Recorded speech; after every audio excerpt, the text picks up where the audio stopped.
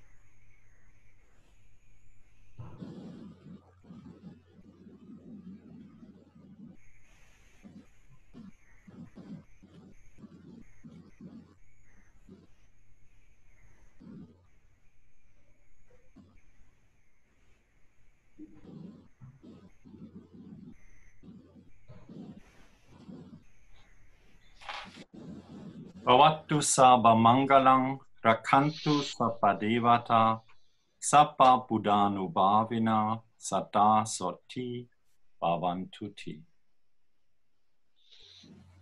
Thank you very much.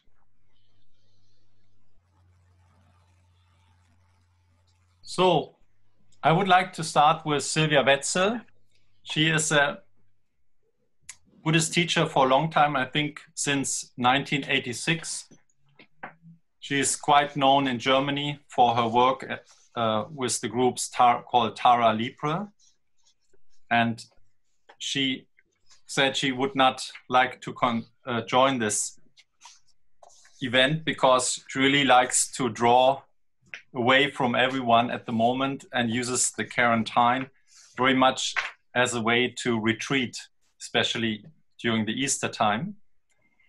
I would like to share her picture while I read out her letter.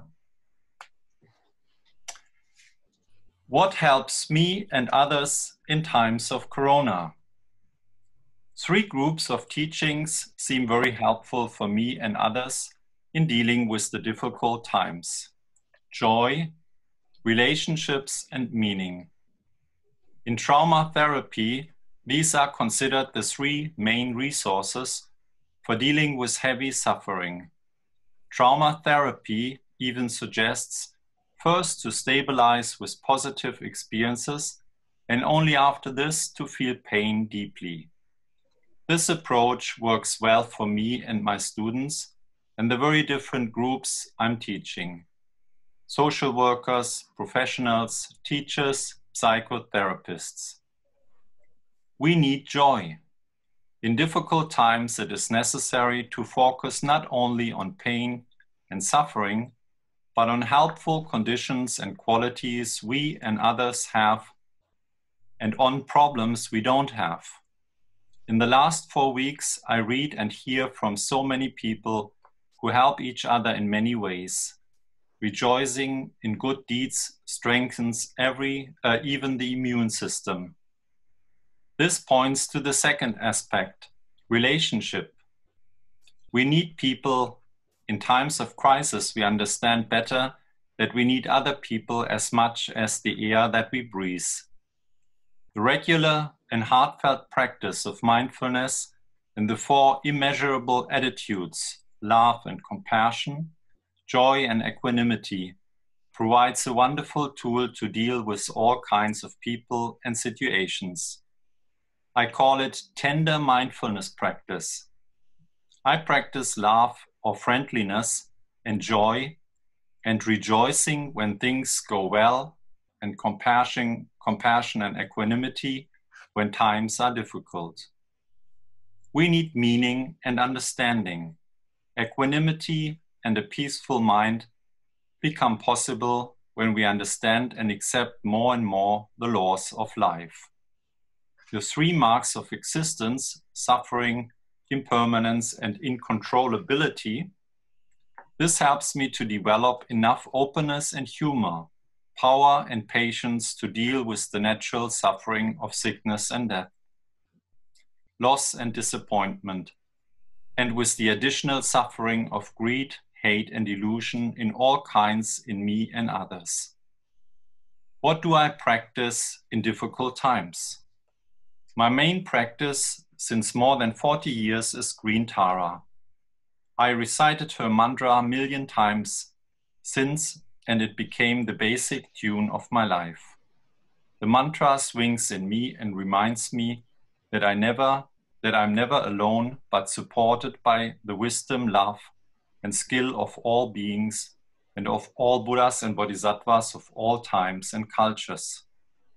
Refuge is in the wisdom and compassion, the generosity and skillful action of Green Tara, listening to her mantra and singing the verse of the 4 immeasurables. I feel protected, whatever happens, hopefully. With Tara in my heart and mind, I can inspire confidence in my students and neighbors that difficult times can help us to develop all qualities we need. That was the statement of Silvia Wetzel, Thank you very much, Silvia Wetzel. And for those who don't know, the mantra of Tara is Om Tare, Tutare, Tudu Sua. So I would like to continue first with Ricardo, because you've been invited and you couldn't join last time, or the first time actually. That's it. Ricardo, would you please introduce yourself? Yes, so of course, I must start by clarifying that I'm not a representative here of the Spanish Buddhist Union. I am honored to be the president of the Hispanic Association of Buddhism, which is an organization which is a friend of the Spanish Buddhist Union, but not a representative of that. We are a small organization which was created about 7 years ago. And well, we have about 50 members, not only in Spain, but also in South America, Spanish-speaking countries. And we created this organization as a Theravada Buddhist organization, but we are not a sectarian, not a closed organization. We have also members and teachers from different schools and traditions of Buddhism. Our main activities are based in translating, editing, and publishing Buddhist books. Also, and when possible, we make translations from Pali language directly into Spanish, because we noticed that there was a real lack of this kind of books in our language. Of course, apart of this, we also have meditation courses that we have finished last year, the 6th edition of Buddhist meditation for daily life, which is the way we present our courses, which are based on meditation, but always in Buddhist meditation. We always have to let clear that this is not a mindfulness, lay mindfulness course, but a Buddhist meditation course. And well, I think this is as starting. That's enough. Ricardo, how are you experienced the crisis with COVID-19 in your country and around you? Well, our country, Spain, as you know, we are unfortunately at the top level of infected people and also dead people. Very sadly, this coronavirus virus problem has become not only a sanitary problem, but also a political and also a sociological, social, and also, and I'm sure, very deep economical crisis.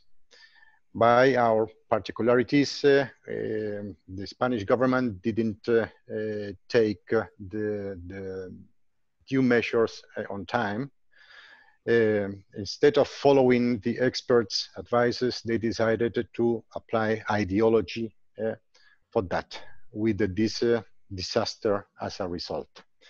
So we have, well, we are spectators and powerful spectators of this tragedy with, let me see the actual numbers. Yeah, we have 16,353 deaths and confirmed cases 161,000, more than this. So this very, very difficult situation has stressed our capabilities in our sanitary system, which fortunately is a very good one.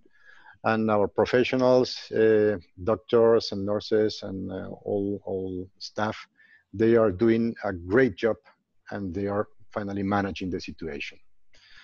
So, well, we are in a lockdown, like all of you, like most of the world in this moment. And people is giving a very good example, staying at home. And we have seen how solidarity has growing up everywhere. And people is doing their best for helping each other.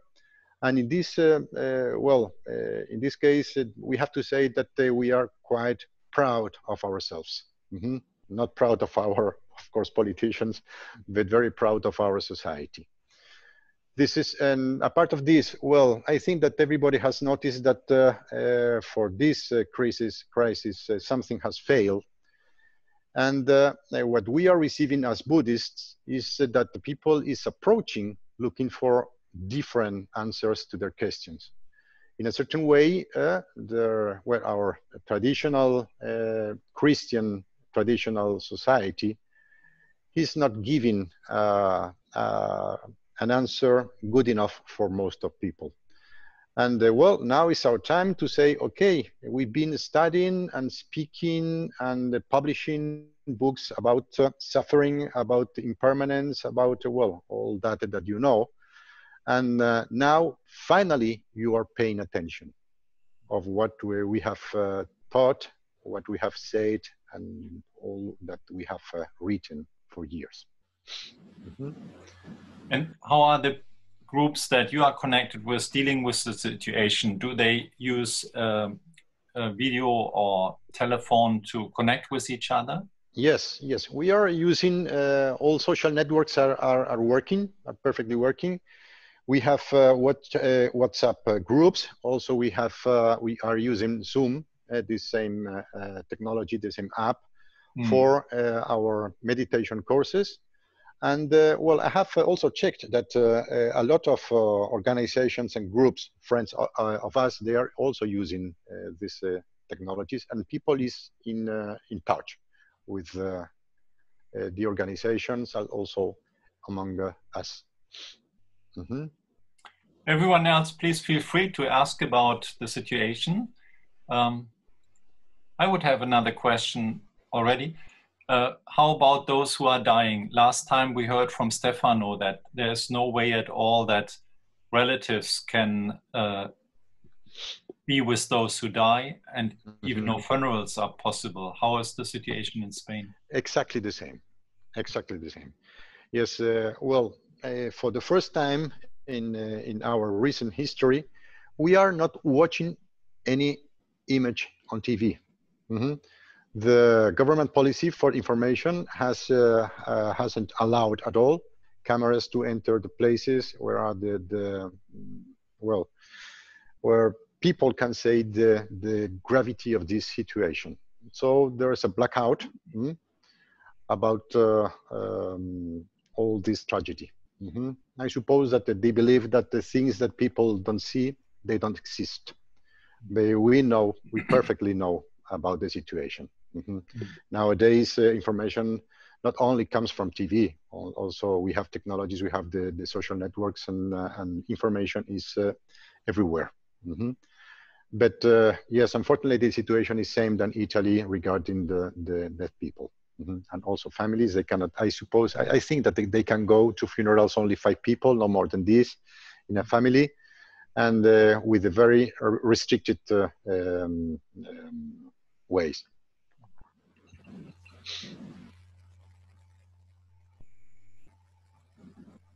Yeah, thank you for this. Mm-hmm. Maybe we continue with Italy, because I think Italy still is a major hotspot. Stefano. Yeah, thank you very much. Well, as you know, Italy, and especially Milano, it's probably Milano is the most affected city in Italy by the coronavirus. And what we are seeing in these days is that, I try to put it mildly, but what the regional government did to manage the situation was not exactly the best way to do it, because they forced a lot of people going to the hospitals, and the hospitals became the hotspot for the infections, mainly for the old people. And so on the newspaper, on the media now, they are arguing if the solution was really the right one, because other places in Italy told the people, please stay home and take care of your illness at home. And probably it was a better solution to face the crisis. Milano, unfortunately, has the 20% infected people in Italy. So it's a huge amount of people. It's something like 12,000. And the point is that fortunately we have a social service that is quite able to take care about the people in need, old people, people who are already ill for other illness. And the point is that it's not very clear which is the real cause of death for the people, because many of them died for coronavirus, but many others died for other kind of illness, for example, cancer or problems, other kind of heart problems or whatever. So it's very difficult to have a clear situation about who really died for what.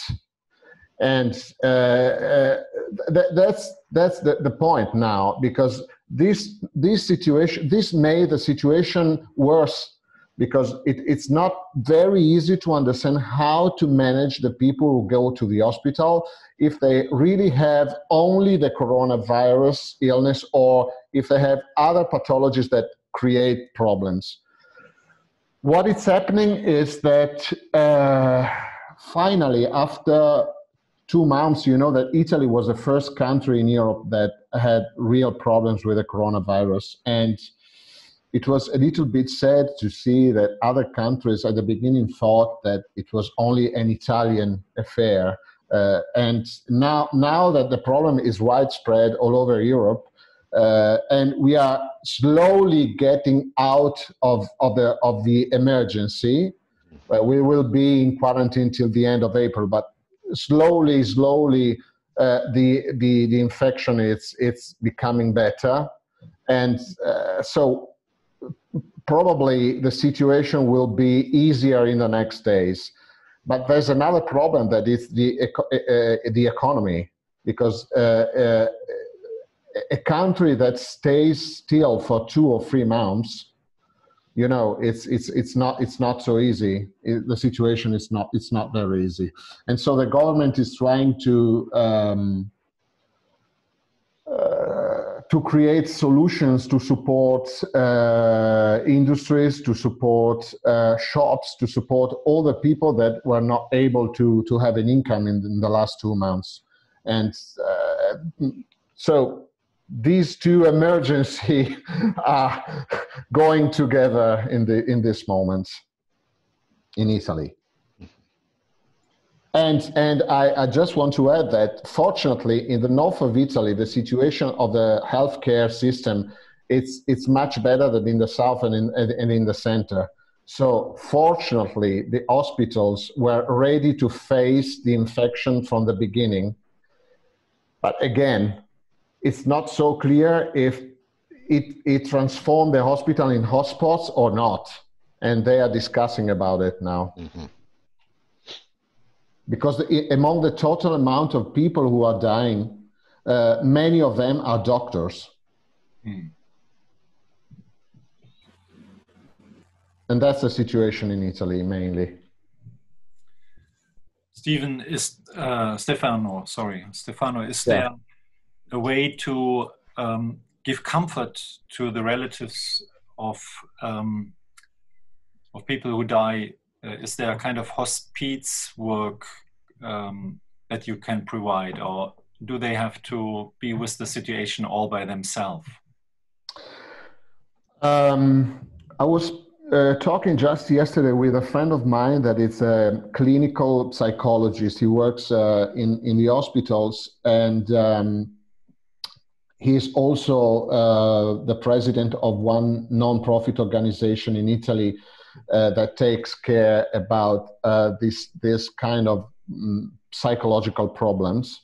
And as psychologists, what they are trying to do is to support families and doctors also that are not allowed to meet their relatives when they are dying.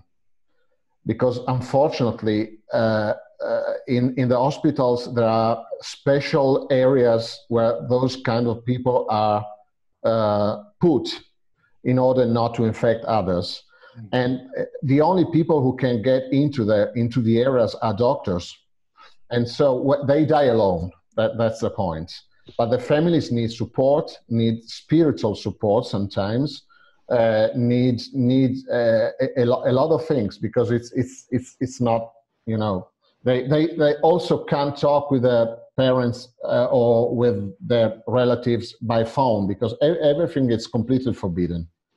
So the point is how to support the people that are out the hospitals, families, relatives, sons, and whatever. And in Italy, the main churches, including the Buddhists, of course, in the last weeks created this online service of support, spiritual support, and so they try to do their best. Of course, they are not psychologists, they are not psychiatrists, they are not doctors, but it's better than nothing. Mm-hmm.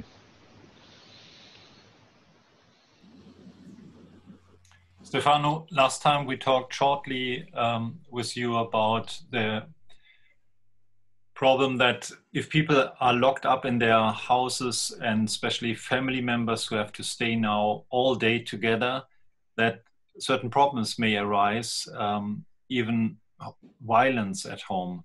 And you mentioned that you saw a poster that already made aware of that. And I'm wondering, how are you dealing with this, or what do you hear around you?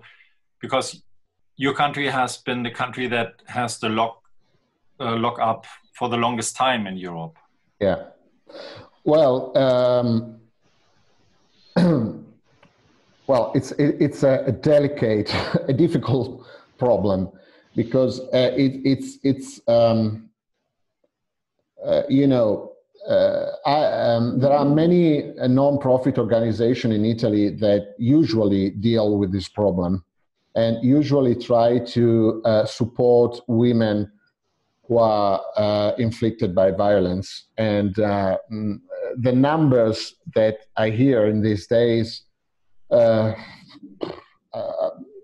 probably due to the coronavirus emergency, are not very different from before. Mm. But who knows? Who really knows? Mm. Because it's you know, it's difficult to say if this emergency created a lot of addictional problems to this kind of women. What I know is from people who work with as psychologists or who give this kind of support, is that the problem will really start after the emergency. Mm-hmm. Because for two reasons. One is the long period that people had to stay at home, closed at home. And the second is that the fear of going out again. And, you know, there are many cases of people who in these weeks are really people who suffer of mental illness, for example, who really needed support, more support than in a normal situation. And so, you know, it's difficult to divide between violence or mental crisis or whatever, but of course this emergency created more psychological problems to the people. My friends, there is a thing that I'd like to talk with you. Before this crisis, the problem of gender violence, for instance, in Spain, was completely overexposed. And now what we have noticed is that now that we have a bigger problem, which is the coronavirus crisis, all these things about gender violence in media has nearly disappeared. Yeah. So maybe of course, I'm going not to justify any kind of violence, but maybe it was not a bad thing that it has happened, that the gender violence has, in a certain way, taken its real place. What do you think? Well, personally, I think that you are right. In Italy, the problem seemed to disappear from the media. It's not on the top of the news, you know. It seems that nobody cares if it happens inside the homes. But I talking with professional psychologists, they are really worrying about that the problem will rise up again after the crisis, because we will really know what happened during these weeks. No, but you know that 1 month ago or 2 months ago, in every news programs we had all this problem beating all of us every day.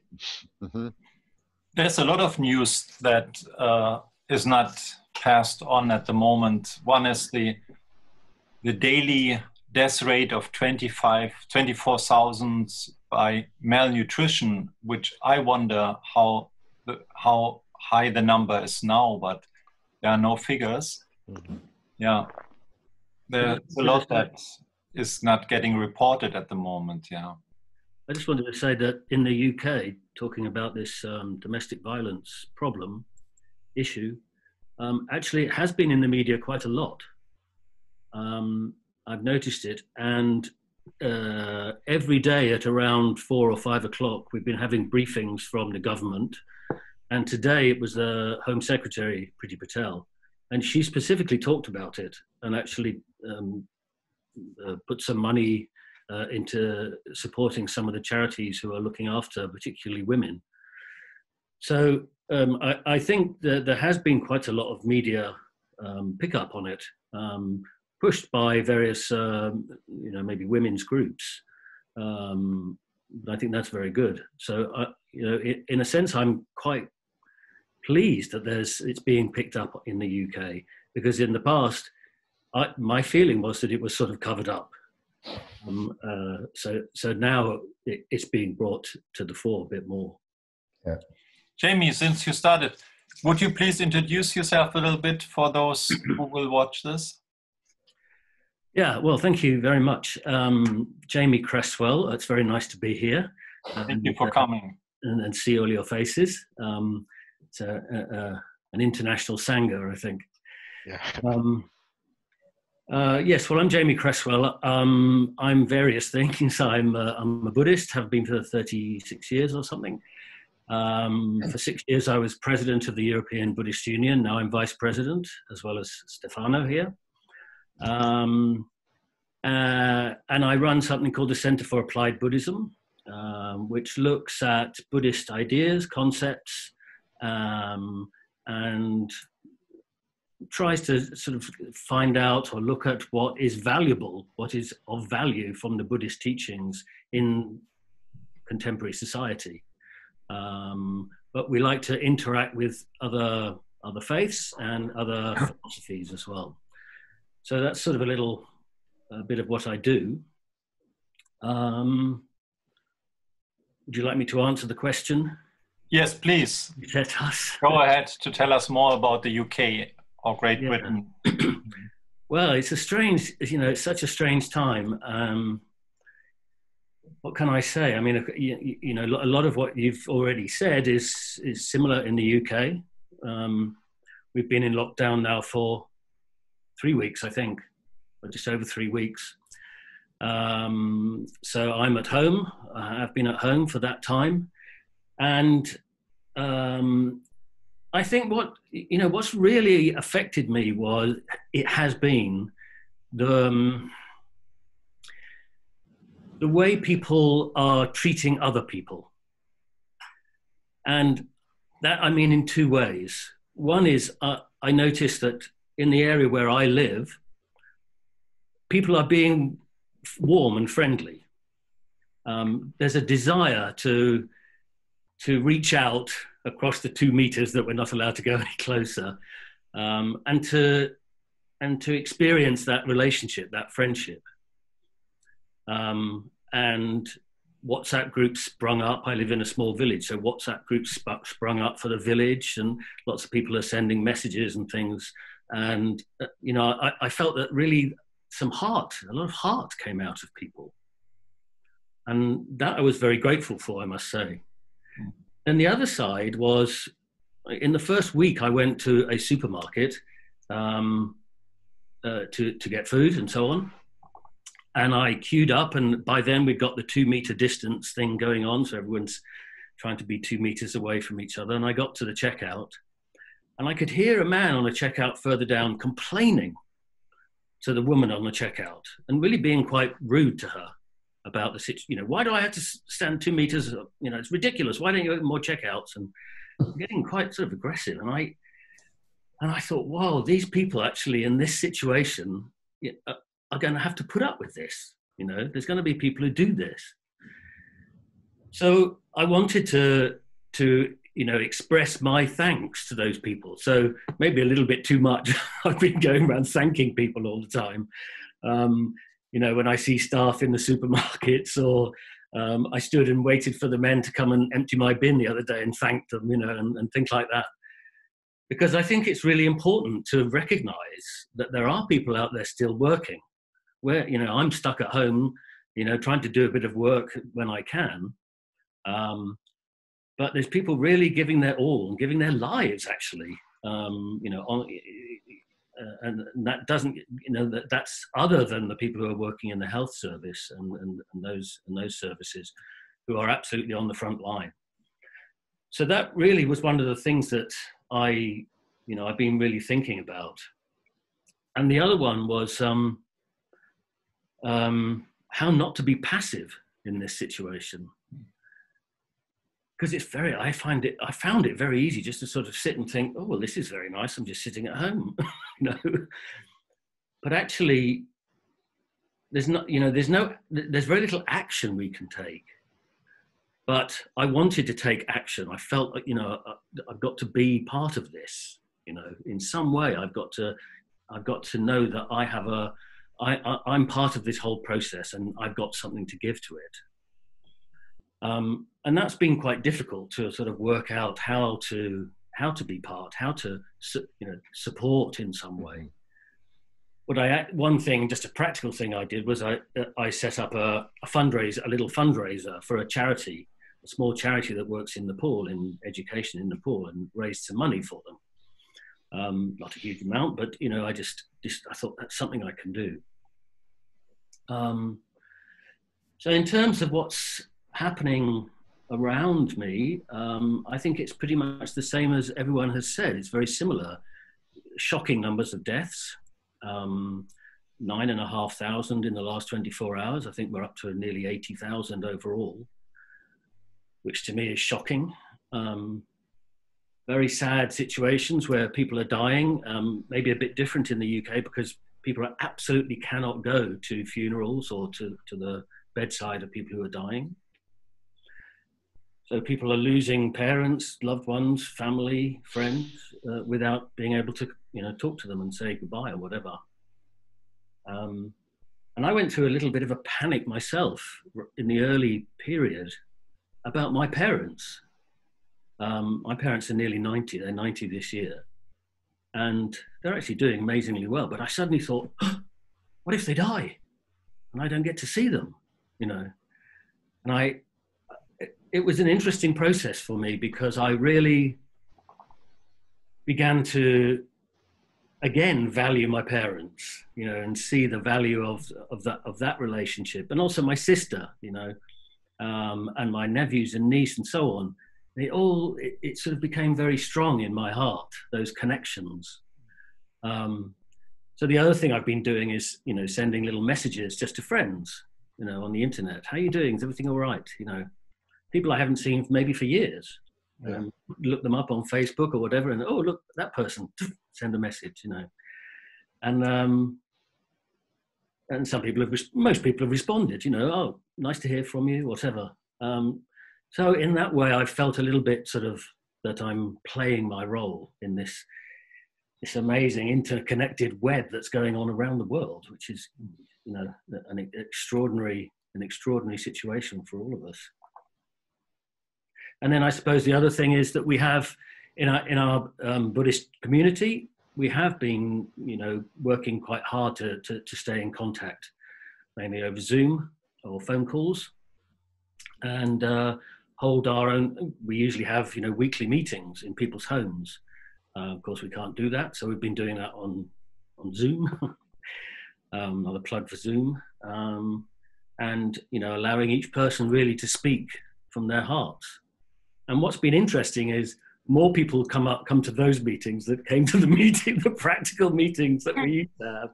So people we haven't seen for some time suddenly appear, and want to be part of it. So that's been very nice as well. So yeah, they're my first thoughts. Thank you, Jamie, for sharing. Ursula, can I continue with you? Sure. Welcome. Please introduce yourself. Yeah. Hi to everyone. I'm Ursula, normally living in Berlin. I'm a Buddhist practitioner since the 1980s. I feel at home in the Zen tradition, trained with some teachers in the different Zen traditions. And at the same time, since the 80s, I work in the field of Buddhism and spirituality as an editor for Buddhist books in a Buddhist Publishing House. And since 2010, I have my own small publishing house in the for Buddhist and spiritual literature. And for 7 years, I was chief editor of Buddhismus Aktuell, a German Buddhist magazine.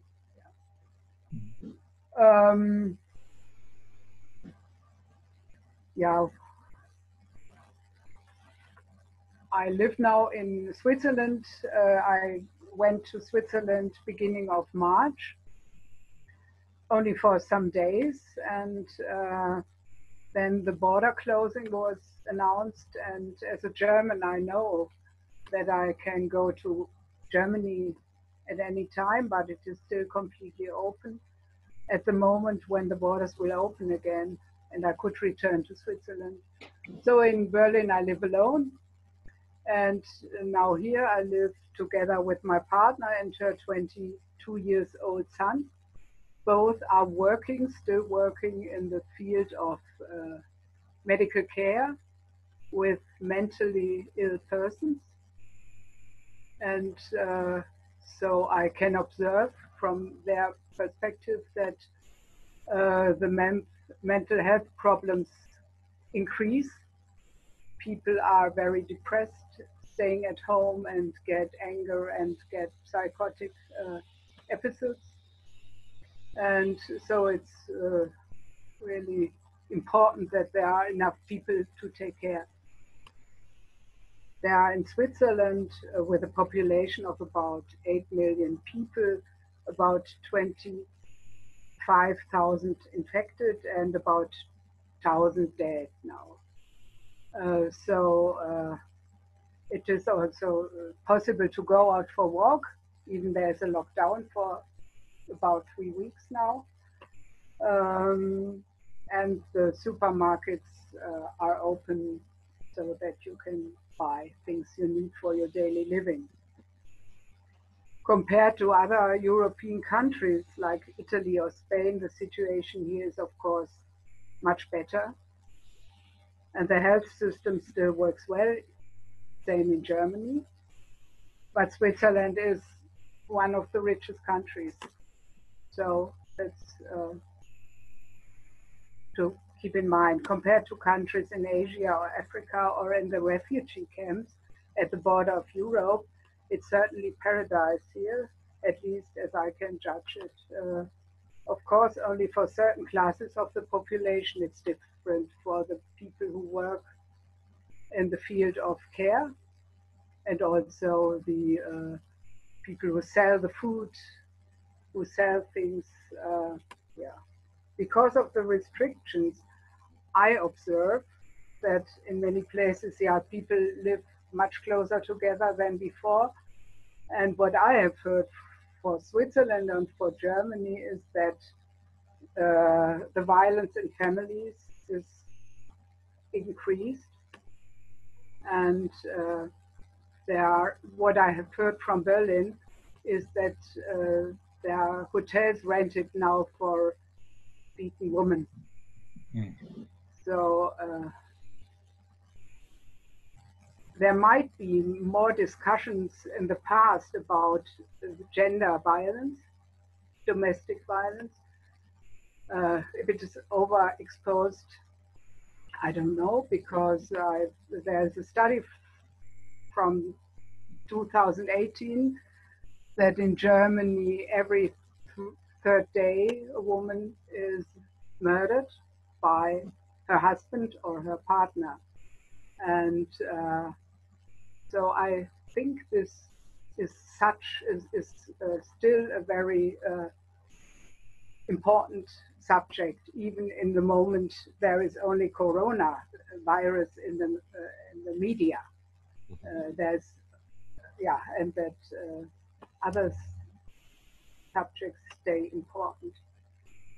Particularly painful is the situation in Germany, as you mentioned, from Spain, Italy, and Great Britain, is the situation of mentally unstable or sick people, and the situation of old people and dying people. And there are discussions in the media now that this is a field of tension. Many of the current measures are justified by the fact that they serve to protect the elderly people and people with pre-existing conditions, the high-risk groups. And this leads but to the fact that these people have to die alone and lonesome and do not see anyone. And for some people, this raises the question of proportionality. If this is proportionality. Yeah. Or whether there should be not other solutions, and there might be other values higher than health. Even in Christian discussions, I become aware of these questions. And as far as I know, in Italy, there are Christian priests who go to the dying people, even on the risk of their own health. And I think ethical questions arise that go far beyond the criteria according to which ventilators are used when they become scarce. That is questions of triage that are discussed now in Germany and in Switzerland. And today I read the headline of a German magazine, and there was that was said that there are a lot of voices who speaks or who would like to see that elder people are much longer in lockdown, because, as some others said, because they are responsible for climate change. So there is, in the discussion, a little bit, it turns a little bit from solidarity to a pressure on elder people and disabled people also. And that's, I became aware of. And I think that one has to be very cautious in the course of these questions. On the other hand, I see that we all have so many opinions, also here in our discussion. And there are so many experts now talking, and we come and struggle about all this and in battle with each other. And it's sometimes, I think, and therefore I think Buddhist practice is so helpful to see that it's in our mind, and that we can drop sometimes all of this and see there is a world beyond the virus. For me, this virus thing is sometimes, the virus is like a cipher for our life, because we all are impermanent, we all have to die. And things are impermanent, we ultimately have no control over the things. Mm-hmm. And we are conditioned by all the things. And that's now more spotlighted. But that's our condition every time. And now we have the chance to look closer to these things and to make peace with our conditions. That's the more interesting part of our discussion. What chance maybe this situation brings forth in terms of awareness and inner development, and also outer solidarity, of course. You are the publisher of Stephen Batchelor, so at least we come to you, Stephen. Welcome, and please introduce yourself. Well, it's a great pleasure to be here with everyone. And I have been a practicing Buddhist for the last 40 or so years. I was a Tibetan Buddhist monk, and I was then a Korean Son or Zen monk for a total of about 10 years. Since then, since the mid-80s, I've lived in Europe, and I've been working as a translator, as a writer, and as a teacher, mainly teaching retreats. And that has been really my vocation, my life. And again, I don't belong to any particular Buddhist tradition. I even have a struggle really at the moment of identifying with Orthodox Buddhism, to be honest.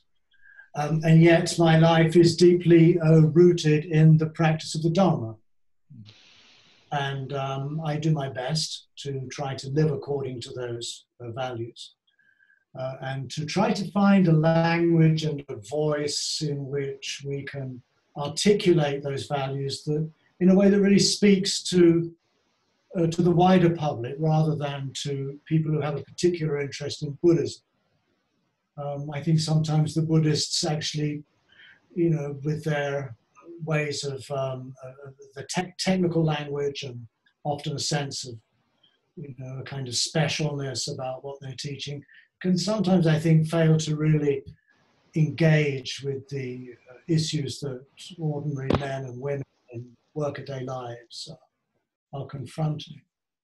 And I think that that's, in a sense, an issue that's come up with this coronavirus too.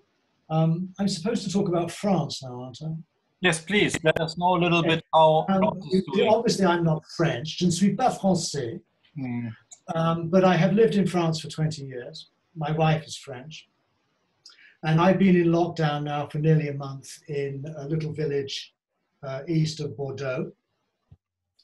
And I mean, we're extremely privileged to have a fairly large house, a large garden, surrounded by countryside, which we can still walk fairly freely through. There are 4 of us in the house: my mother-in-law, who's 93, and her carer, who's from Bulgaria, and Martin and myself. And I've been following this on a national level by every evening watching about an hour or more of news programs. So I have a fairly good sense of what's going on in France. My sense is that the French have handled this fairly well. I don't get a feeling that there's a lot of unrest and dissatisfaction amongst the public as to how the government have handled this. I was very impressed when President Macron came on TV about a month ago to actually declare what the policy was going to be. And it was very clear, it was very firm, and it was also very generous. He says, we will not let any small business fail, or in other words, become bankrupt. Since then, I've found that the way in which the voices of the powers that be have actually cleaved very well to that principle, firm, but generous and kind. I'm also very fortunate in that we live in a part of France that has not been badly affected by this epidemic. I think in Nouvelle-Aquitaine is the province in which I live. I think they've had maybe 80 or so deaths. whereas I think France as a whole now is over 10,000. Yesterday, the figures were about 500 people died in hospital, and then another 400 died in what they call EHPAD, which is, it's not exactly an old folks' home. It's an institution in France where people who are old and vulnerable are able to live with medical supervision. Now, that's how the word breaks down. And 500 people died in hospital, 400 people died in these institutions. And that's the major concern in a lot of the French discourse, is why are these infections spreading so easily and so rapidly through institutions that are created in order to care for the elderly and the vulnerable. And so that is an object of great concern. It doesn't look as though the fatalities are diminishing yet. There are still a lot of people going into hospitals on a daily basis. There are something like 7,000 people on what in French they call réanimation. I think that's life support in English, intensive care.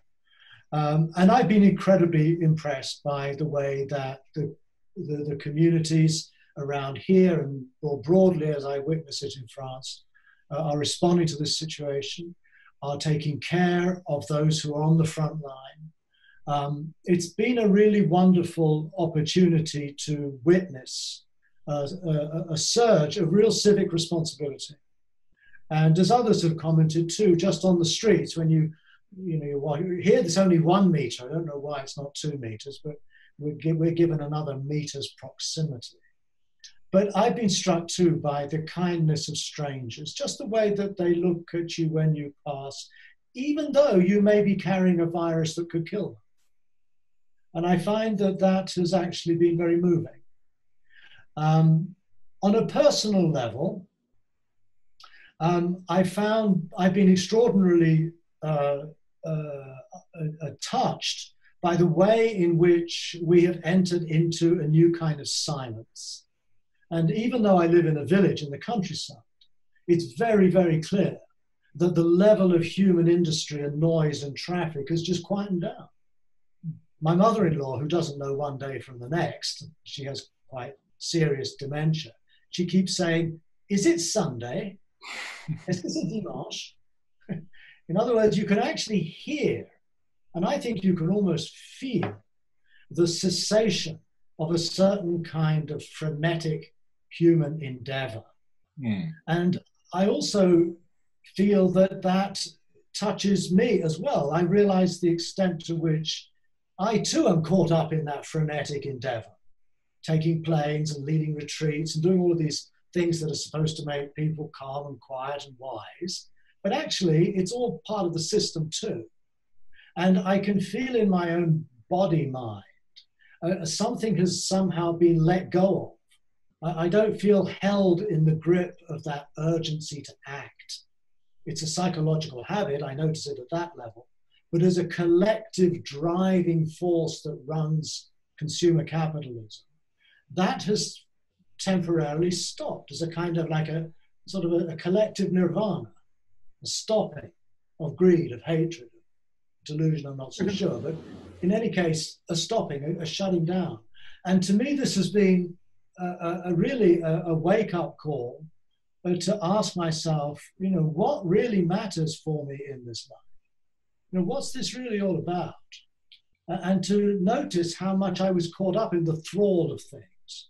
And to be able to have this period of now 3 or 4 weeks, and I have a suspicion this is going to go on for at least another month or two, to have an opportunity now to really sit down and ask myself what really matters.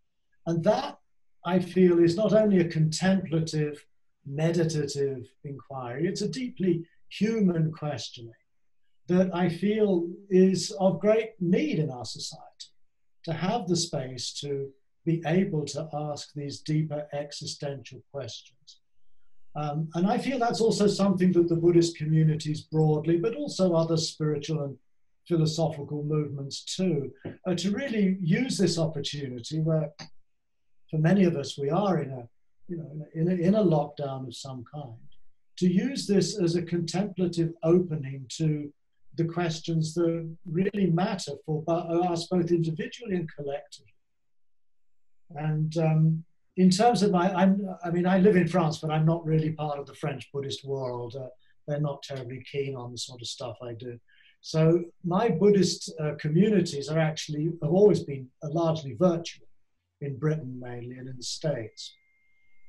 And what we've been doing at Bodhi College, which is one of the organizations I'm connected with, is we're now offering weekly classes for a couple of hours a week. Every week we developed a program quite quickly, given the speed at which this has moved. And what we're finding, as again Jamie mentioned too, there's more people showing up at these virtual venues than our actual venues. We get something like 100 or 200 people at a time coming on these classes. And there's a terrific need out there for this kind of sharing. And I'm very glad to be able to be part of that. It's not my preferred medium, to be honest, but I do see now its extraordinary potential for bringing people together who are geographically distant, and yet who can come together like we're coming together now to be able to talk about these things that really matter for us. As a writer, I'm very grateful to have had all my next workshops and retreats all cancelled, although some of them will go online. But basically, I've got an open-ended spell of time to focus on my own studies, my own writing. I've written a couple of things already on the coronavirus pandemic. One has to do with, at the beginning of the year, I started writing an essay on climate change. I'm not a writer who tends to engage with these kinds of real world issues. I'm rather theological in some ways. But when I wrote about half the essay at the beginning of January, then I went to India, then I went to the United States through February and March. And when I came back to that essay, I realized the world had changed. Suddenly, climate change was no longer the big issue. It was fallen off the agenda. And yet, in many respects, it's a far, far greater threat than coronavirus. Yeah, very much. And I think one must be careful not to let the coronavirus completely blind us to some of these much more serious long-term crises that we are precipitating through, again, our industry, through capitalism, through consumerism, through this endless drive to get more. And what people find in lockdown, I think, at least I'm finding, we don't actually need all this stuff. We don't really need to spend as much time as we do buying stuff and so on. Again, I'm not speaking as a person who's got a family in a small apartment and probably has some really pressing needs.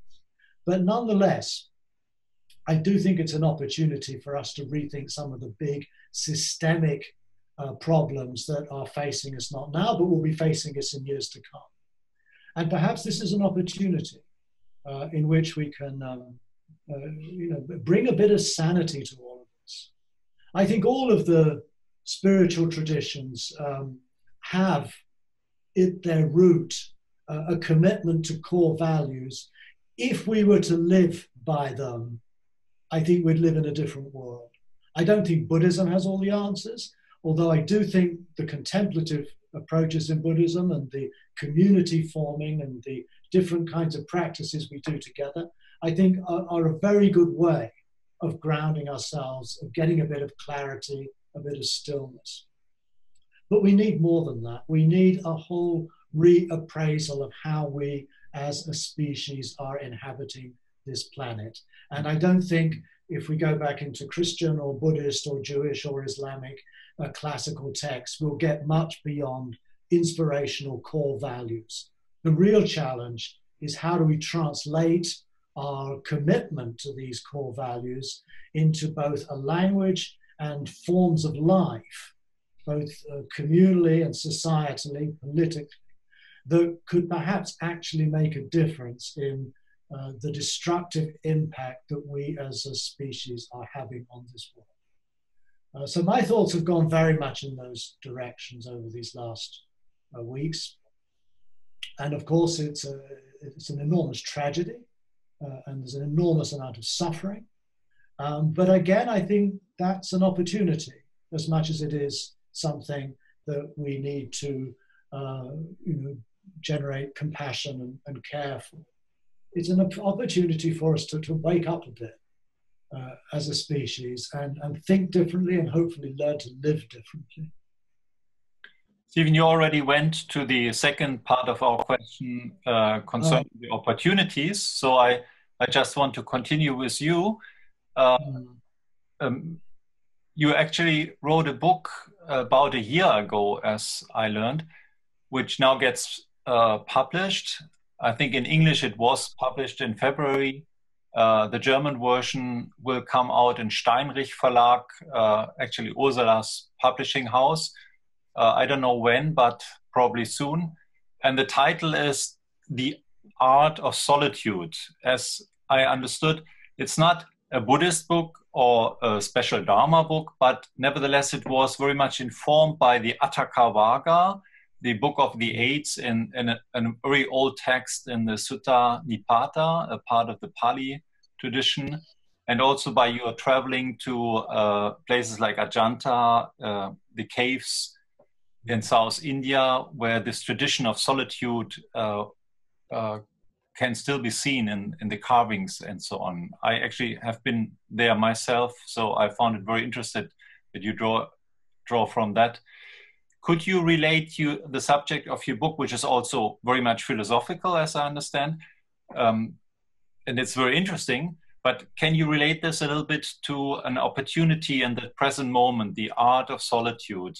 Because we are basically now in solitude, be it by, I mean, not everyone is maybe thankful for it, but at least from what I hear, most Buddhists, but also non-Buddhist people who appreciate to be on their own, actually now find it also very, very much as an opportunity to strengthen their inner life and their spiritual life. So can you speak a little bit on that? Yes, thank you, Raymond, for raising that. Obviously, I've been working on this book on solitude for the last 5 or 6 years, so clearly it's not sort of rushed out to meet the needs of the coronavirus. This is entirely, completely unexpected. And it's rather strange to have written a book about a topic that has suddenly become topical.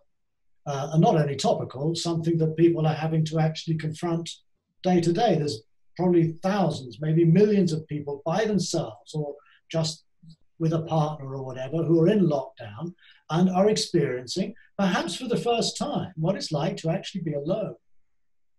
We have all of our media, we all have all of our devices, of course, we can keep in touch with one another, but physical isolation is an experience that our society does not particularly prepare us for. We don't have in our education system, at least in most of it, strategies or advice or philosophies that explore the condition of solitude. And solitude is not just something that we experience when we're forced into lockdown. Solitude is an existential condition. We're born alone and we die alone, as Shantideva says, for example. In other words, solitude is very much at the center of our human condition. And we find, as in my book, I do draw on Buddhism, but I also draw on the philosophy of Montaigne, particularly the early Greek philosophers who informed him. The solitude is actually a practice. When Michel de Montaigne first decided to go into solitude in his tower, he thought it would just be a question of sitting there and his mind would quieten down. And of course it didn't. He said it was like a galloping horse running all over the place. And so he had to develop his own strategies through a very close examination of his own mind, his own habits, to learn how to bring his mind into a more focused space. And for Montaigne, solitude is basically learning how to regather our forces and our energies and get it and bring them into accordance, into alignment with each other, and as it were, stabilize them and unify our own inner life through whatever practice we use, in order that we can learn to be at ease with who we are. It's a practice of a kind of acceptance, a willingness to say yes to the situation we find in life. And there are many strategies, and here I think Buddhism is very, it can be very, very helpful in solitude, is that it has a very well developed system of meditations and other practices that help us bring all of our energies back into our own control, what the Greeks call self-governance, which is perhaps a better word than meditation and contemplation. It's about learning to somehow be in charge of how we are, to be less the victims of whatever feelings and emotions and anxieties and fears overwhelm us, and to be able to retain a kind of inwardness that is both stable and clear, that gives us the opportunity, the time and the space to really attend to the real primary questions of our lives, both those in our immediate environment, but also those larger existential questions about what it means to be human, what it means to be part of a human society. And I think we require as a society a greater facility at these skills. I think the mindfulness movement has been very helpful in waking people up to some of these possibilities, but there's many, many diverse ways in which these kinds of practices of solitude can be developed. So that's really all. I don't really want to spend time promoting my book. It's out in America and it'll be published in England this month, I think, by Yale University Press. It'll come out in Germany. It's already come out in Korean. There are Spanish and Portuguese translations underway. But it hopefully might help people. That's all I can really wish for, that people may find that these reflections help them cultivate their own experience of solitude and their own ability to be at ease with themselves. I almost wanted to pick the Pali of the Sutta Nipata, but I leave that. Thank you very much, Stephen. Ursula, you are not only translating that book, but you are yourself extensively experienced in retreats and in withdrawal for spiritual purpose. Would you like to comment a little bit on this opportunity of using this time to withdraw and to retreat? Okay, but first of all, I didn't translate the book. I edited the German edition, and the book will be out of print hopefully beginning of May. And the German title is Die Kunst, mit sich allein zu sein. Yeah. Is that in English the art of being with oneself? Would that be? Yeah, the art of being alone with oneself, something like that. To cover the attention that we are all alone, always alone, and at the same time we are connected to each other. And I think the title Die Kunst, mit sich allein zu sein invites us to see that there is space in solitude, and that we can inhabit this space. And this I discovered in the retreats I did. I did a lot of Zen sessions, formal retreats, but also retreats on my own, or together with other people, with a small group of people. In these days, I'm experiencing solitude, or being allein mit sich allein sein in hiking.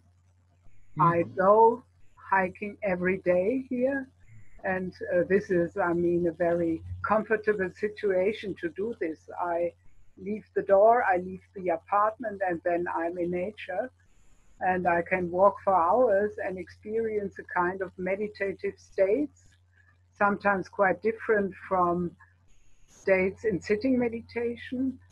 And this reminds me that I published some years ago the book of Sarah Maitland, The Book of Silence. And she experienced silence as well in meditation, as well in only sitting there and look what happens now, and in hiking, because she was a writer and discovered that only sitting stops her writing. She has no longer any narratives in her mind and couldn't write anymore. And then she reminds herself that the people of the Romantic area start to hike a lot and wrote beautiful things. And so she hikes every day 20 miles or so. And yeah, she experienced two different states of meditative awareness and of new narratives and that came in her mind, and she could start to write again. So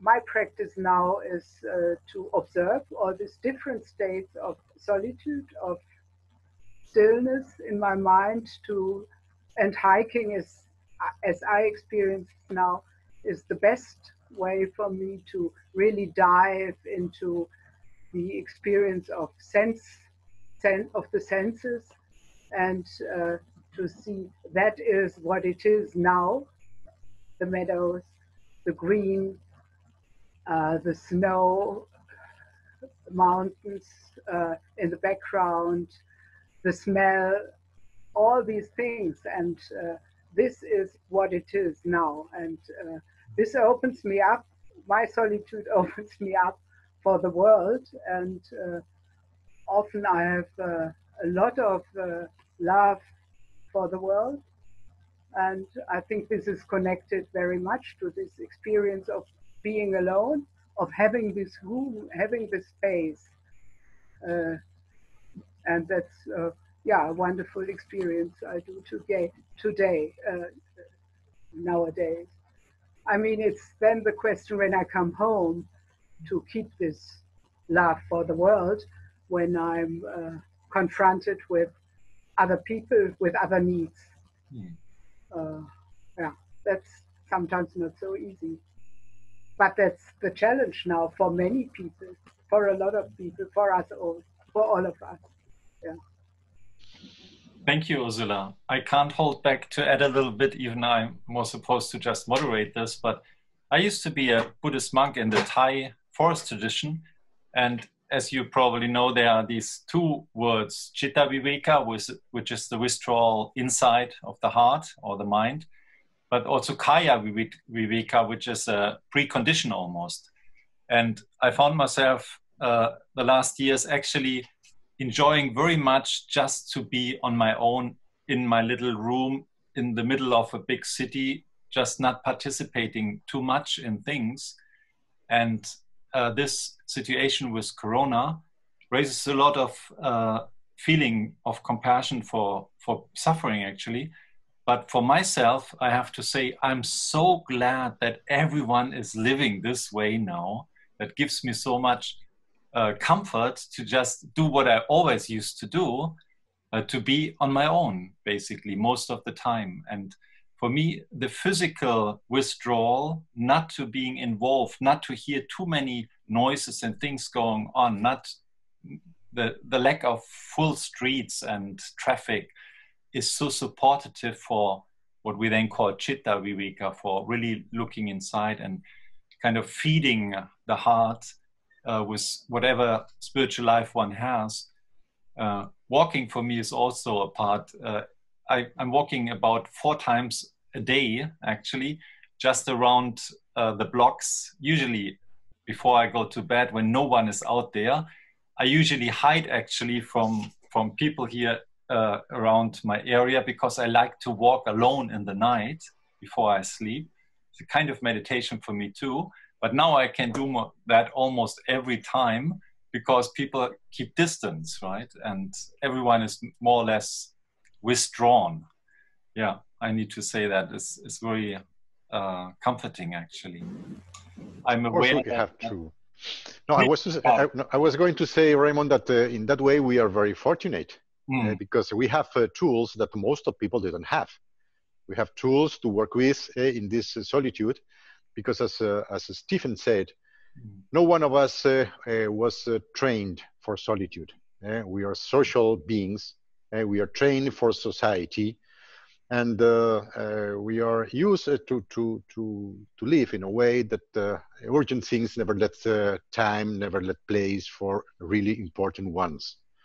So in this sense, I think that this is an opportunity. I see a lot of people who are not trained for solitude, who are now alone in their places. Now they have time for thinking, for reflecting on a lot of things they have never thought about. And I can notice it in messages, in chats, that people are reflecting on different subjects that I have never imagined that they were going to be worried about. And I think that this coronavirus crisis, in a certain way, has placed us, or redefined in a certain way, in the another or different position in the universe. I'm talking about human beings.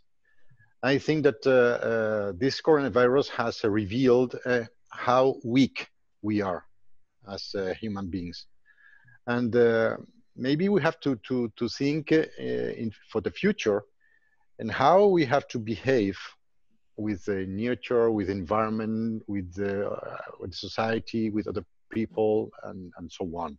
So I think I agree with you that the things are going to change. I don't know in that way for the moment, but things are going to change.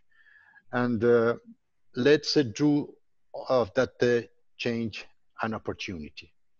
As people engaged in the Buddha, in spreading the Buddha Dhamma, in teaching the Buddha Dhamma, I can notice now that people for them it's easier to understand our message. And a couple of months ago, or 1 year ago, I found it more difficult. I think now they have the real example in their own lives of what we are talking about. When we have talked about impermanence, about non-substantiality, non-ego, and so on, I suppose that they could only have an intellectual approach. But they didn't face that in a proper way. Now they can live the experience of how weak we are, how not important we are, and so on. And I think that it led them to approach to the Buddha message in an easier way. What do you think? I think that is broadly true as a possibility, but Buddhism is also very clear that human beings are creatures of habit. They're driven for infinite lifetimes, apparently, by the same patterns of mind, which are basically greed and hatred and self-interest, and opinions. And I would be less optimistic of assuming that just because people have had this lockdown experience and maybe they started meditating, that is actually going to really make a significant difference in what happens when it's all over. My hunch is that it'll be business as usual quite quickly. But I'd like to think that there is at least a recollection, an awareness within ourselves somewhere that has still tastes and still honors some of those quiet moments that we may have experienced in lockdown. But the point is that we can't, I don't think one could just assume that these experiences will have their own consequences. I think there has to be a sustained effort to keep this kind of attention and awareness alive. If not, other interests will rapidly take over. Yeah. I worked for a long time as a prison chaplain, and prisoners can get very, very keen on Buddhism when they've got a 5 or 10 year sentence. But very often what happens is as soon as they're out the door or out the prison gate, forgotten. Yeah. And Buddhism gets associated with being in jail. So when they get caught again, which many of them do, then they're back in jail and then they get interested in Buddhist meditation again. In other words, the danger is in presenting meditation as a coping strategy is very well, but it's not actually then going to be seen as a much more engaged existential commitment to living differently. And that, I think, is the real more important message that needs to be communicated. And it's a question of keeping this spirit alive in some way. And that's the work of those who teach and write and communicate in different ways. Stefano, what is your take on the thing? What I'm seeing in Italy in this moment is that I see two things mainly. That people who are trying to talk with a Buddhist because some way they feel that we have some answers to the main problem, not just for a coronavirus emergency, but that somehow the Buddhist teachings are able to suggest another way of living, and another way of living not just for this precise moment, but for the entire life, I mean. And this is what I really feel, that people look at us like in a different way in this moment. I'm not able to explain it very well, but my sensation is that Buddhism in this precise moment is looked as a sort of way of getting out the main problems of life. And for example, in Italy, we have the president of the Catholic Church that it's of course present in every aspect of normal life. But it was very, very touching to see the Pope during his last TV celebration. He was completely alone in the center of the St. Peter's Square, and saying, sending a message of hope in a way, but this image that he was completely alone made me feel like the church was alone in this moment. The church is not really able to give answers to the people in Italy, I mean, but also everywhere. And so that's why I say that many people are turning to Buddhism in search of something that they feel that we are able to give them. And it's a strong feeling that I have in this period. It's okay. It's the meditation practice. It's the contemplative practice. It's the spiritual, whatever. But anyway, many people feel that we have something to say. And another thing that I really feel is that many people think that we have a sort of new paradigm for the society, based on compassion, care, whatever. But it's very strong in my feeling now that people are looking at Buddhism as something new. That's something that it's more than a new age thing, you know, more than, and also the feeling about Buddhism is completely changed in this situation. Because probably many people don't look for what Stephen called the orthodox Buddhism answers, and mainly more probably for the human answers that Buddhism can give, in terms of care, in terms of attention, in terms of being able to create a situation where people can really flourish as human persons. And that's what I really feel around me. In a certain way, Stefano, do you mean that the system, the people think that system has failed, and the religion, as we have known it until the moment, is part of that system? Also, the Buddhist religion. I mean, what I try to say is that people don't really care in this moment about the religious part of Buddhism. You know what I mean? They are looking for something that has more to do with an internal awareness that is able to lead people somewhere. Okay. Philosophy. Yeah, maybe you can call it philosophy.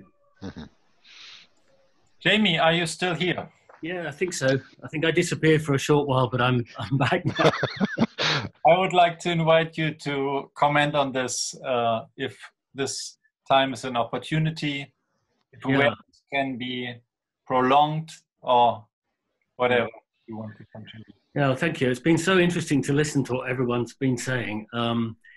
I mentioned earlier about this idea of slipping into passivity, which it's very easy to do as Buddhists or non-Buddhists, you know. So I think one thing about a lockdown situation and solitude, as Stephen was talking about, is to be, for me anyway, to be clear that it's not escapism. You know, it's not about cutting everything out and just focusing on yourself. And in fact, for me, what I've found really useful is a structured daily practice. I get up and I know that the first thing I'm going to do is my practice in the morning. And in that practice, I'm going to not only focus on my own awareness and focus on understanding more fully myself or what is going on in my mind, but also focus on my connection with the world, my interaction with the world, and my development of, well, I'm a Mahayanist, so the Bodhisattva spirit, if you like, compassion, wisdom, courage, gratitude, these things which for me are really important. And the development of those aspects of life are something that everyone can do, Buddhist, religious or not. You know, it's very clearly a practice. And what I would like to come out of this is that people begin to understand a bit more that the inner development of those aspects of life, the connection with other people, the compassion and care for other people and care for life itself is what's so important. And that developing that every day is part of the process of living. And life is continuous. I mean, life in the bigger sense is continuous. It keeps going. It keeps going, no matter what hits it, if you like. And this was brought up very clearly for me recently. I also like hiking, as you were saying, Ursula. I don't walk quite as far as you seem to, but in my walks, what I've noticed is, you know, it's spring. Life is reappearing in the bushes, in the fields. You know, there's blossoms and there's little lambs. There's all this. And the other day I was thinking about that, or it just sort of hit me that no matter what happens, life continues. Mm. And if we really focus on dignity of our own life, our own lives and everybody else's lives, the value of those lives, then that's what's most important. So, you know, the economy keeps coming up on the radio. I'm not interested in the economy, to be frank. You know, it's something that we've created as humans. You know, what's really important and what's really interesting to me is interconnection with other human beings and care for other human beings. And then out of that, I've no idea, maybe Stephen is right about everything going back to the way things were, you know, going back to the normal. I'm sort of hoping that there's some sort of new normal that will come out of it. And I think to an extent that can only happen if we take that on ourselves. So what I'm trying to do is see this time as a time of challenge, for me and for everybody, actually. It's a time of challenge, and it's a time of the opportunity that is within that challenge, you know. The opportunities are there. We just have to search them out and find them, and then use them, if you like. And I think we can search them out in our own lives. We can encourage other people to search those opportunities in their own lives as well. And to be creative about what is happening at the moment. I mean, you know, sometimes I feel, you know, that, I think you were saying, Stephen, that you're in a privileged situation. I think I am as well. You know, I'm in this house. I can at least walk around this house and into my garden. You know, some people are living in tiny flats. You're right, yes. You know, they need something. Those people will need something that is creative in their lives and that gives them an opportunity to say it's not going to be like this all the time, and to not just sink into themselves, into their inner beings, but if they do that, to be able to express creativity, value, dignity, and all those things that can come out of that. So I think through the suffering that there is, we can, and we have an opportunity, and we really need to search those opportunities out. And then when at whatever point that this fades away, then we have to then know that we can put that into practice. And that's what, for me, the Bodhisattva spirit is about. It's about, you know, going outwards into society, not retreating, but, you know, at times of retreat, building oneself, and then going into society and interacting with society.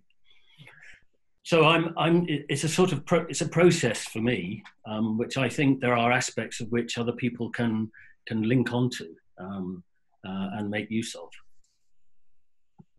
I would like to raise a question about dying.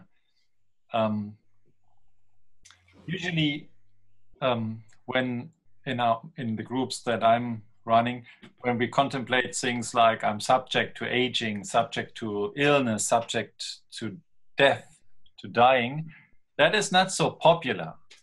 But at the moment, I realize that dying and death, because it came so close, we are far beyond the time of panic.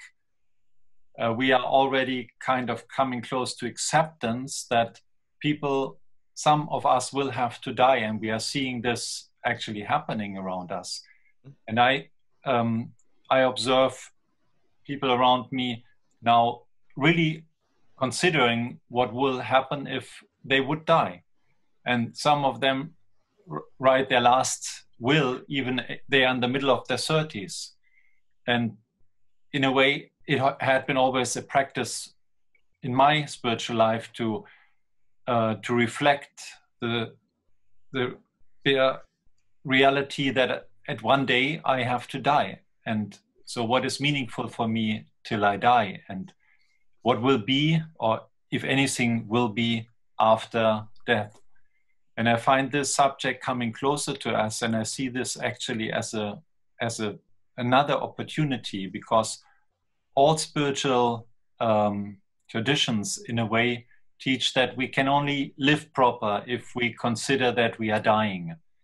I mean, taking aside what answer everyone has, probably Stephen, you would say this is nothing that one can really consider. I don't know, but for me personally, this is a really huge opportunity to actually reflect this. How do you think about this? Everyone. Well, since I was mentioned, I'm usually misrepresented on this. I think what you said is very good. Thank you. And I do think that if you don't reflect on death and really integrate that into your awareness of what it means to be alive, you will not really get to the kind of core of what it means to be human. But for me, death is essentially a fundamental mystery. I don't know what. I think I think of death all the time. not because I have some theory as to what happens after death. I don't know what happens after death, whether there's a continuity or whether there's nothing. I haven't got a clue. Mm. And that means that death remains as a question, not as, you know, a theory of one religion or another as to what it's about. But it is the fundamental question of life. And the fact that we could die at any moment, and as you say, the coronavirus situation, for someone like myself, I'm in a high-risk category, 67 years old, male. Fortunately, I'm not overweight or anything, but I could die. And I've thought of this since it began, this crisis, that, you know, these could be my last days and weeks. And what that does is focus the mind extraordinarily well on the question of what really matters then. How am I going to spend these days, these weeks, these months? It may not be the coronavirus that kills me. It could be, you know, could be run over by a truck tomorrow. But that to me is absolutely essential. And to keep death open as a question is to me to keep very close to the reality of what it is to be alive. Thank you for that, Stephen. Could I just say, I think for me, death is part of the whole life process. You know, it's not something separate. It's part of the process. Again, I don't know what happens after we individually die. In the Mahayana tradition, the tradition is that you are reborn at some point in the future. And that's fair enough. But I think really I agree completely with Stephen, that to really understand what death means to you, that for me, it came when I realized it was part of life and not something separate, that it's a continual process. And that's what I meant when I said, you know, walking out in the countryside, seeing things sprouting up.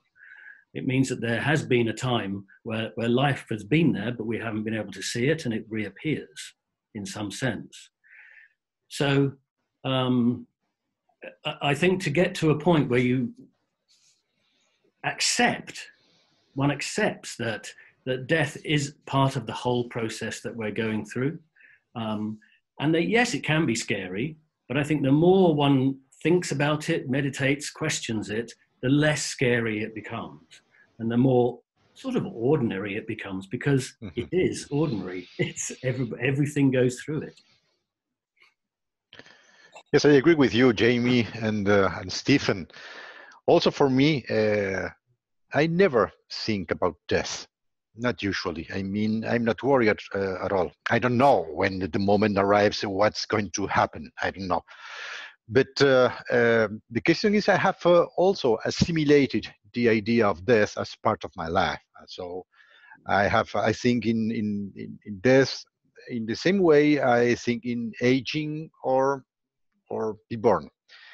I mean, I am now 55 years old. I am very aware that I am living the second part of my life, naturally. So crisis like a coronavirus, the only thing regarding death do for me is reminding me that I'm going to die in a certain moment in my life. So Ricardo, take profit of it because it's going to finish. And well, there's not much I can do about death. As you know, as Buddhists, we have a certain beliefs about what's going to happen after death. And that led us quite relaxed in that sense. So I'm not worried at all. And when I speak with my Christians or my Catholic friends, they don't understand my idea of death, because for them this is a real tragedy. And for me, it's not a tragedy. For me, it's a part of the process also. Please, Ursula. Death and dying come very close. Since 2 years ago, my mother died, and a lot of people in my surrounding. And a good friend of mine died only 5 days ago. And I think the situation now opens up the subject of dying for the whole society, because normally we lived in a society that denied death and hide dying people in hospitals and in hospices, if they are lucky. But now death is became so public, became the main subject of the virus crisis now, and this is new in our history of humankind, that the individual death is becoming so important, and that will change society maybe a little bit, so that more people keep in their mind that we all are dying and that life process continues and continues, but that everyone has to die, and that opens up to take care also for people who are suffering and dying, hopefully. I don't know if you experience this around yourselves, but I actually do know people who are dying in the ones that I know, and it became a huge subject for many, because you hear it more and more that someone lost someone. Sometimes they secretly get visitors who try to support them in their grief. Even they are not allowed actually to visit them, but there's a lot of suffering when people all in a sudden lose someone. And I think that is quite something that this coronavirus really brings forth, that we can't neglect that we are very fragile. But there's also a very positive side to it, because we are all fragile. So much humanity, so much compassion, so much solidarity can be seen. I mean, the number of people that really neglect things like this social distance are very, very few to my eyes. Ursula says no, but I don't see that many who actually neglect that. I see a lot of people who are really coping with the situation quite mindfully.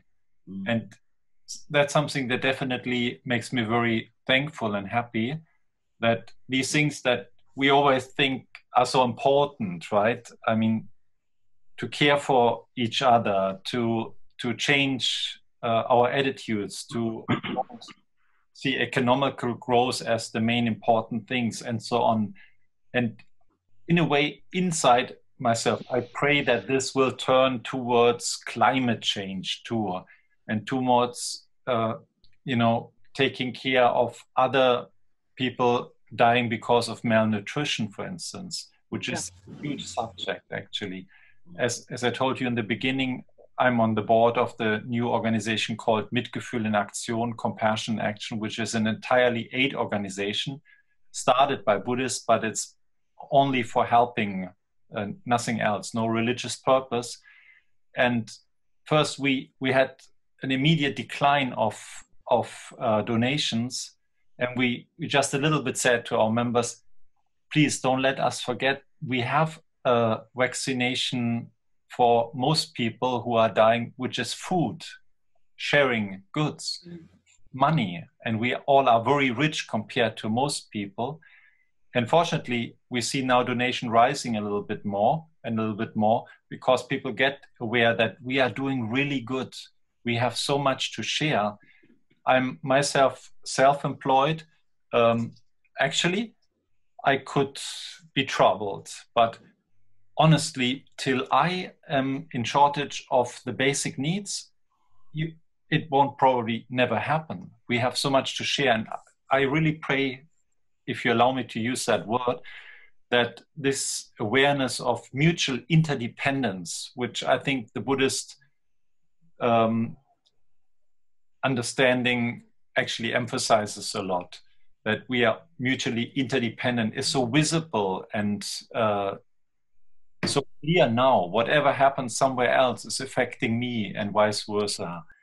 And a little bit, I hope that we can use that at least partly to, yes, actually make the human race a little bit more sharing and caring. Maybe I'm very idealistic. No, I was just thinking, I like what you said, thank you. I was just thinking about, you know, the concept of the Buddha or the Dharma as the great physician. Yeah. You know, there's this phrase, turning poison into medicine. You know, seeing the suffering, the challenge that we have, and knowing in our hearts that we have the resources to overcome them. We have the medicine, and we can overcome them. And I think that's one of the great things that Buddhism gives, is the opportunity for everyone to change, to develop, to change those sufferings into medicine, into greatness in their lives, you know. And I completely agree with you, Raymond. I think I'm just hoping that out of what we're seeing comes some greatness. I mean, it's interesting that our government, not right from the start, but a little way in, started making a lot of money available for things like the homeless. Suddenly all the homeless had to be taken off the streets and put into hotel rooms. So it turns out that it is possible to sort out that problem. Yeah. You know, there was extra money for the NHS suddenly. You know, it is possible to sort out that problem, it turns out, you know. So I don't think people are going to forget that. And I think they will expect something different.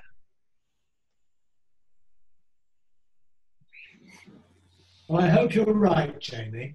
In my better moments, I also think that this is an opportunity that could really change everything.